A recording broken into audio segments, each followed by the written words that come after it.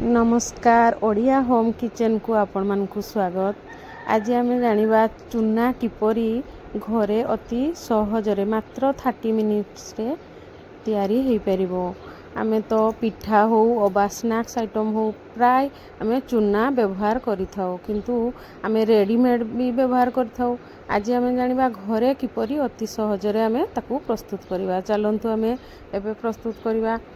देखो ये मुझे 750 ग्राम चाउल नहीं ताकू भल से धोई क्लीन करी से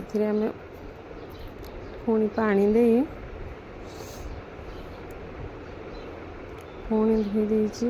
देखो से पुणी सफा पानी दे आम या 20 मिनिट्स बतुरे छाड़दबा। देखु एवं आम 20 मिनिट्स पर मुझे चाउल को छाणी नहीं।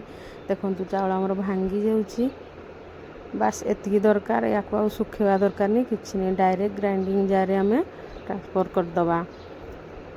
देखो मु ग्राइंडिंग जार नहीं जाइए ग्राइंडिंग करदेवी। देखु चाउल ये आमर केते सुंदर पेशी जाइए। आम एक चालुणी को ताकू ट्रांसफर करी भल से खेली ताकू चलई नेबा। एहीपरि भावरे आपण माने मध्य अति कम समय रे घरे चाउल बतुरई कौन सी भी पिठा प्रस्तुत करें अति सहजरे बतुरई ताकू चूना प्रस्तुत करी पिठा प्रस्तुत करें कि स्टोर करके रखिकी ताकू स्नैक्स आइटम रे यूज करें। देखंतु एठी हमर चालुणी रु चूना सब खसी जाइए। सेम प्रोसेस रे मु पुणी ग्राइंडिंग करने जाइए बड़का चाउल को ताकू मध्य खेलेकी चालुणी रे चलई नहीं। चूना आमर केते सुंदर भावरे सब चालुणी रु खसी जाउची।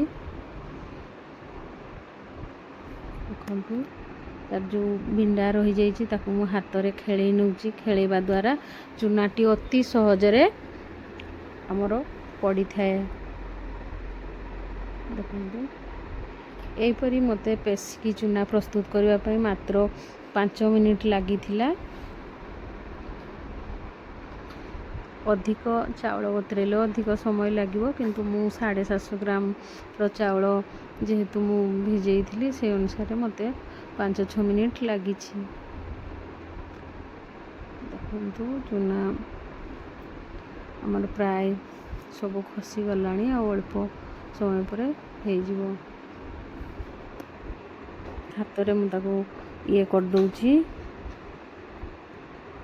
देखु जो बड़का टिके ये थिला ताकू मध्य मु आउथरे ग्राइंडिंग जार रे देकी भल से ग्राइंडिंग कला पर हमरो चूनाटी पूरा परफेक्टली रेडी हो गला।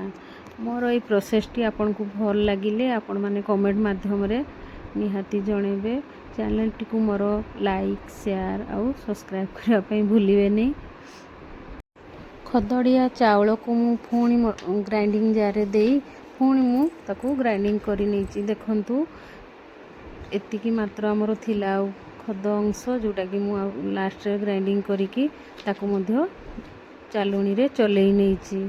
एबे आमर परफेक्टली चूना फाइनाली हो गला। देखंतु चूना केते सुंदर होईची।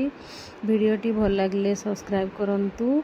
बाय बाय, जय जगन्नाथ।